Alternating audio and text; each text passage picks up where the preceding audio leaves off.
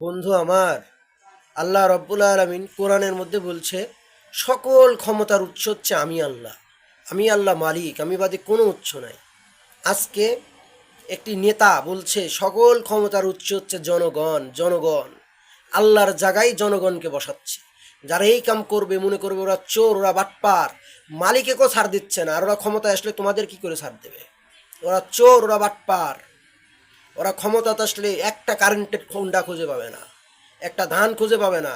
কত বড় বেয়াদব আমার আল্লাহ কিলির কথা বলে। আল্লাহ সকল ক্ষমতার উৎস, আর কেউ যদি বলে জনগণ সকল ক্ষমতার উৎস, সে আর মুসলমান থাকে না। আল্লাহর কসম, সে আর মুসলমান থাকে না, সে কাফের হয়ে যায়। আর সূরা আহজাবের মধ্যে আল্লাহ বলছে তোমরা কাফেরের অনুগত্য করো না, তারা যা বলে তাই শোনো না, তাদের কোনো কাজই তোমরা করো না। এজন্য ওই কাফেরদের দলে আসার দরকার নাই। জিন্দেগি একটা, আল্লাহর জিন্দেগি, আল্লাহর জন্য বিধান করেন, আল্লাহর আইন মানেন, আল্লাহর জন্য মরেন, আল্লাহকে ভালোবাসেন। ভাই আমার, কথাগুলো তোমার খারাপ লাগতে পারে, কিন্তু তুমি বুঝো, দেখি বুঝো, এরা এই কাজটা করা উচিত নয়। আল্লাহ হচ্ছে সকল ক্ষমতার উৎস, আর তারা জনগণকে বানাচ্ছে। জনগণ কিসের ক্ষমতা? এক জায়গার ছবা হচ্ছে ধারণা, বোঝানোর জন্য ধারণা। ওর ভিতর যদি একটা সাপ ধরে, সাপ ঢুকে, জনগণ চিল্লিতে চিল্লিতে প্যাক প্যাকাতে বাড়া যাবে। এই তার ক্ষমতা জনগণের? সামান্য সাবেক দিকেই ভয় করে। জনগণের কোনো ক্ষমতা নাই। সকল ক্ষমতার মালিক হচ্ছে আল্লাহ। জনগণকে আল্লাহ উসিলা দিয়েছে, এটাই। সকল ক্ষমতার উৎস কে? আল্লাহ।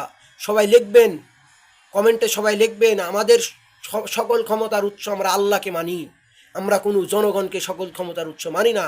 আল্লাহ যদি বাঁচা রাখে আমরা বেঁচে থাকি, আল্লাহ যদি খাওয়াই আমরা খাই, আমরা কি করে সকল ক্ষমতার উৎস হলাম? এটা ভাববেন। আল্লাহকে যারা লিরে কথা বলবে আমরা ছেড়ে দিতে পারবো না।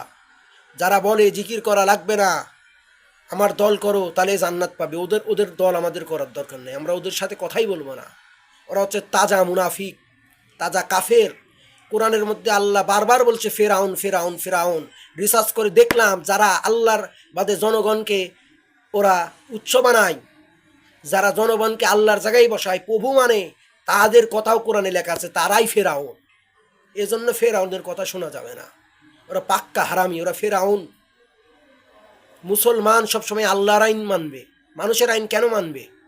আল্লাহ কোনটা ভালো না বুঝে ওটা আমার আল্লাহ বুঝে, মানুষ কি করে বুঝে? ক্ষমতা আসার আগেই দেখছি কত কিছু, আমি দলটার নাম বলবো না। এগুলো ঠিক নয়। আল্লাহকে শুধু ভয় করতে হবে, আর কাউকে ভয় করা যাবে না। আর তোমরা বলো ক্ষমতার উৎস মানুষ, মানুষ ক্ষমতার উৎস না। ভালো হও, ভালো হও, তওবা করো, আল্লাহর জন্য ফিরে আসো, ভালো হও।